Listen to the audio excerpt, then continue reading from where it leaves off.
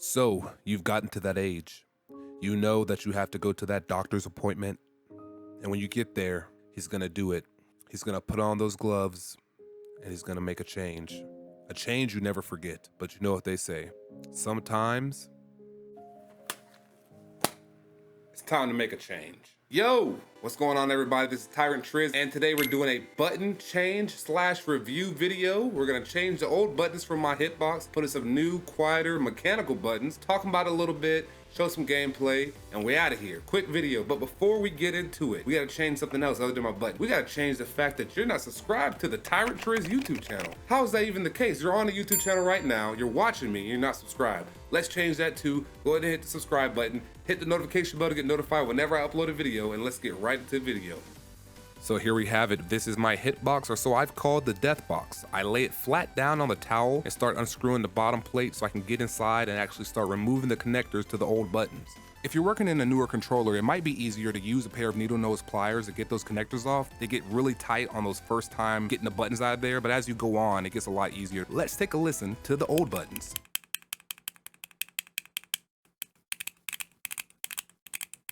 And now the new buttons.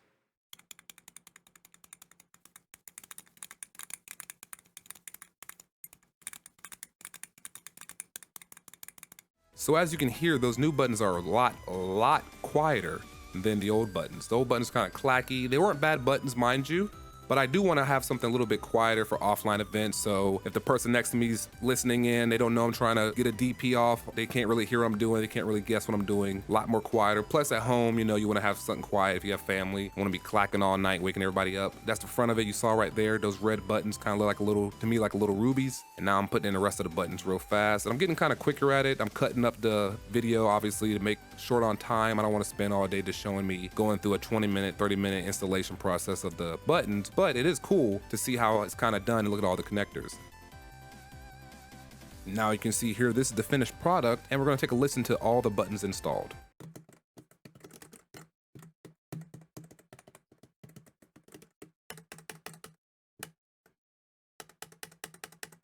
All right, so we're gonna go ahead and jump over to the website where I purchased everything. This is a website called ParadiseArcadeShop.com. They have all the buttons, mods, all kind of things you would need to mod out your Hitbox or regular arcade stick. Right there's the switches.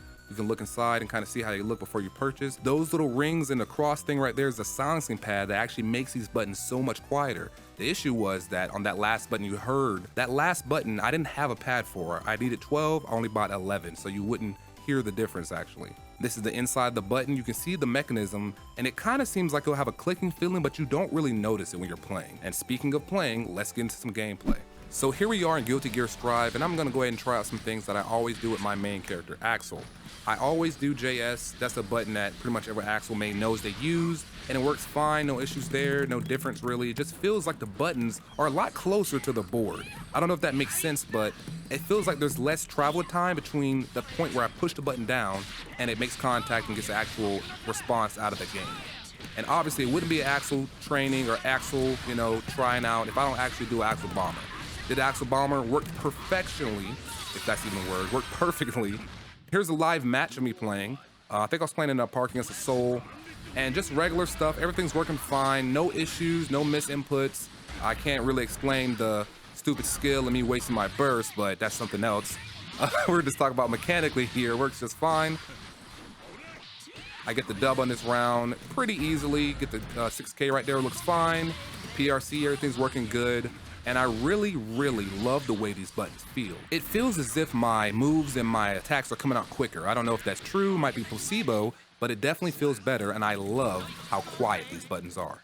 Well, that's that. We're done with the video. We put the buttons in, and I love them. These buttons are, to me, a lot better than my old buttons. The old buttons were fine. I got them off a good website and everything, but these buttons, they feel better. Feels like my buttons are closer to the board, if that makes any sense, like I said in the video. What I really want to ask you guys is, what do you guys think? Do you think a new button layout or new buttons themselves make you a better player? Does it make more confidence for your strats and your play? I want to know down in the comments down below. Please let me know.